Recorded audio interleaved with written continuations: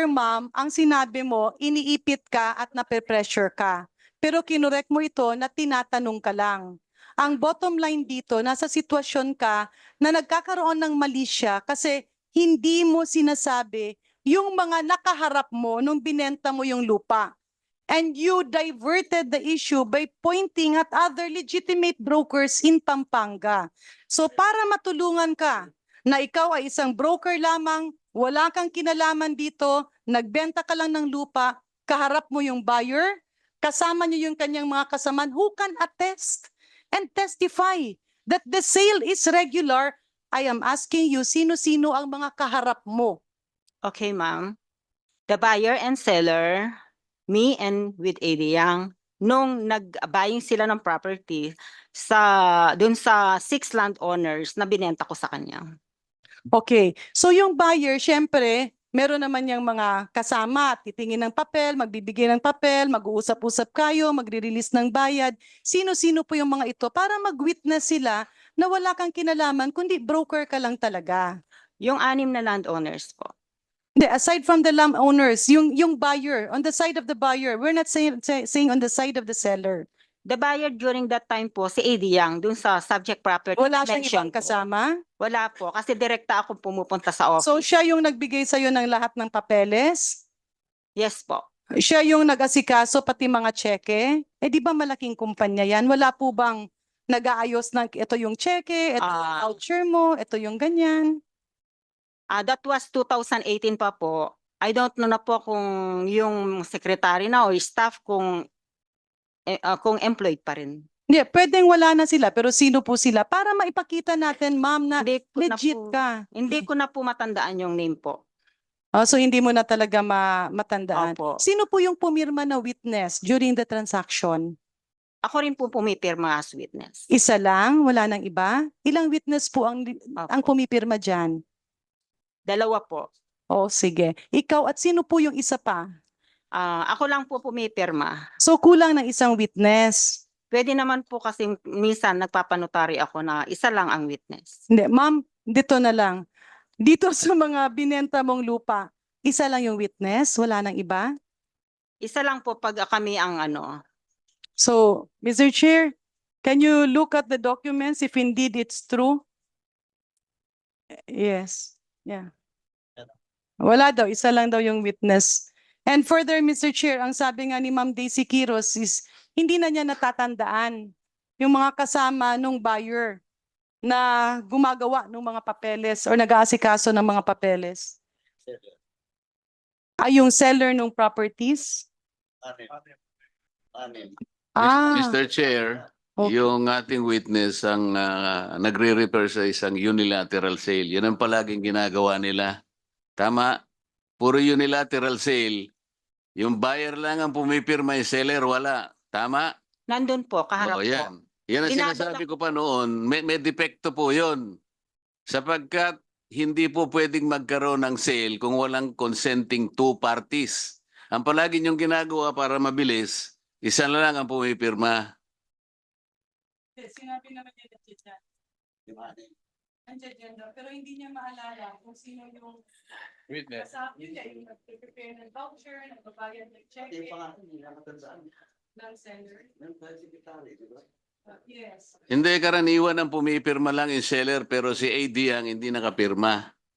So, Mr. Chair, Ito, with the indulgence of Congressman Garin, nandito yung LRA, no?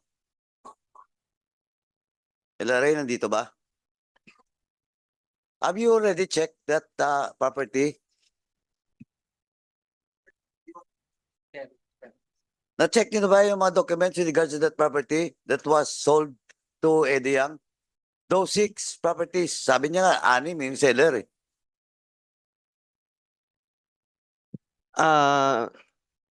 Hindi ko na po matanda kung yung unang Tayo na di kayong tayo sa tanong. hindi sir kasi po yung papunta pa lang po kay Eddie Yang, parang nakapagsubmit na po kami, Your Honor, dati po nung mga documents po, Your Honor.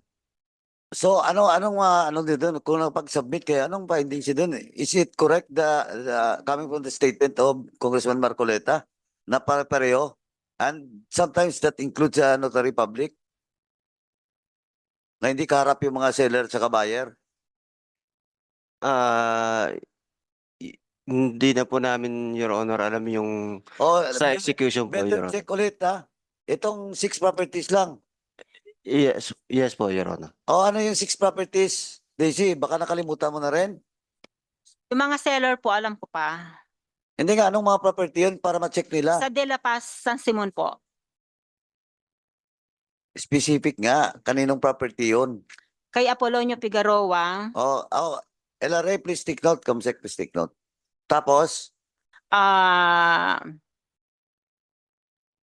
Salvina Gagi, Anicetas Nogoy. Ano pa yung si Ronquillo? Ronquillo, I don't remember the name. And Chidoro Aquino po. Mr. Chair, balik lang tayo muna dun. Kung if I may, Mr. Chair, back to my question. Napakasimple kasi nung tanong. Malaking pera ang involved, Ma'am Daisy. Broker ka, nagbebenta ka. Pag broker, ang kaharap mo, hindi lamang yung buyer, kasama yung mga assistant ng buyer. Alam mo, this will help you kasi they can testify that everything is above board. Bakit po kayo natatakot na sabihin yung pangalan ng mga kaharap nyo? Ang kaharap ko po, ang buyer, si Apolonio, let's say, one day, hindi naman po sabay-sabay yung anim. Hindi nga, ma'am, Every other day napakasimple po. ng question. Nagbenta ka, kaharap mo si Eddie Yang. Sino ang nag-a-assist kay Eddie Yang who can testify na Hindi ikaw ko- ay broker lamang at wala kang kinalaman doon sa kanila? Because that will help you. Ang problema, ayaw mong magsalita eh. So kaya nagkakaroon ka tuloy ng problema at ang dami-dami mong dinadamay. Your Honor, nung nandun yung time ng please again, buying. let me remind you, you're not yet recognized by the chairman. Okay po. Sorry po, Your Honor. LRA, nandito po yung list no, ng 6. Kasama na dito yung mga lot number, lot area, pati yung price of the sale. Pati yung price per square meter dito. I want that to be, yung findings nyo, to be submitted within the week. Kasi next week baka mag-hear ako dito. Ha? Please proceed. So Miss Daisy.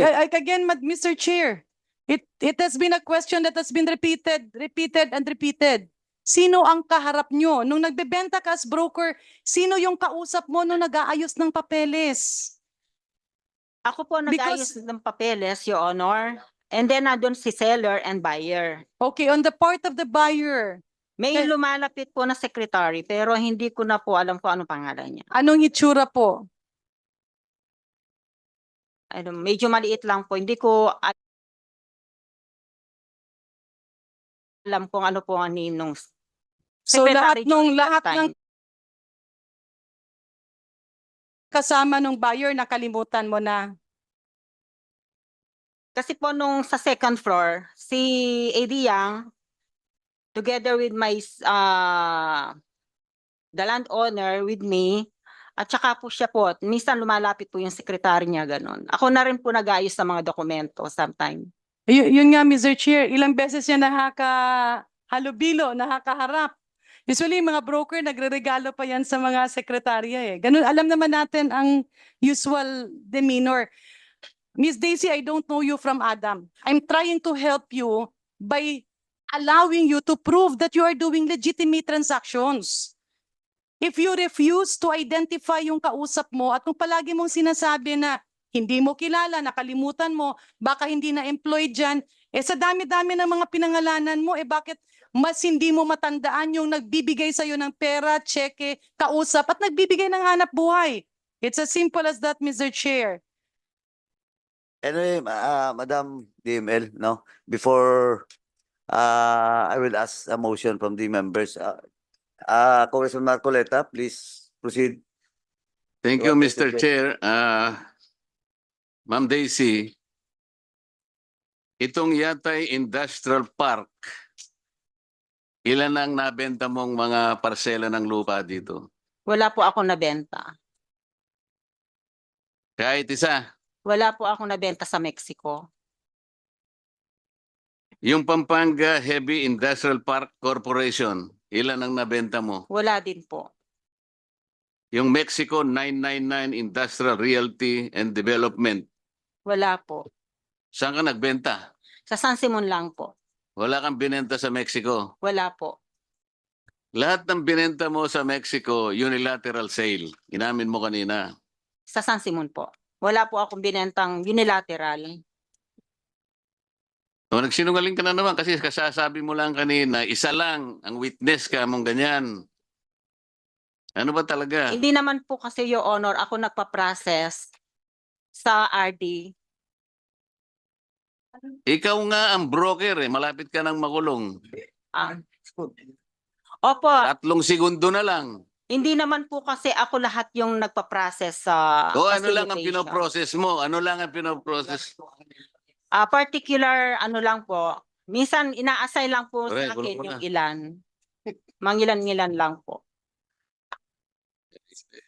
Binibigyan na nga kita ng pagkakataon. O, kita mo, naubos na. Kita mo, naubos na pasensya mo sa kanya. Kasi ganun siya. O, ma'am. O, last na lang po to, ha. Madam. Pasensya na po tayo. Nung last hearing, walang quorum. That time, dapat na-contempt ka na. Eto ngayon. Eto na lang, ha. Ang dami mo nang sinabi kanina na puro sinungaling. Tanungin lang kita. Bakit mo nasabi? Ito letter mo. Ha? Yung question, ito, and to quote second paragraph. Minention na to ni Congressman Garin. Gusto kong ulitin. Your Honor, I don't have a relationship with Eddie Yang, which is a big shame for his wife and family and to me as well. Et cetera. O bakit? Patingin nga. Chairman Dan ba accuses you? Yun yung sinasabi. Nung pong sinabi sa akin tinanong sa akin, anong gusto mo, relasyon or pera? Pera or relasyon? Which is hindi ko magets yung ano ba yung particular question po na, and then meron po sa YouTube, meron ako napapanood po, jowa ng Chinese na sinungaling, something like that po. Ano po. Dito? Sa committee ko? Hindi po, sa YouTube po. Meron akong Ay, napapanood. wala akong pakialam doon. For as long as hindi nangyayari sa committee ko. Hindi mo pwedeng gamitin na excuse yun o defense. Madam, kung may napapanood ka, problema mo yun. But this committee will not allow. Ang problema mo kasi, you're being asked about your relationship with Eddie Yang with regards to all transactions being made by you and Eddie Yang. Business lang po. I mentioned already po as I'm just a tinatanong ko broker. ngayon, so, kita mo, ikaw talaga, ewan ko, hindi kita maintindihan, hindi ka kikinig, o talagang gusto mong ilihis yung investigasyon.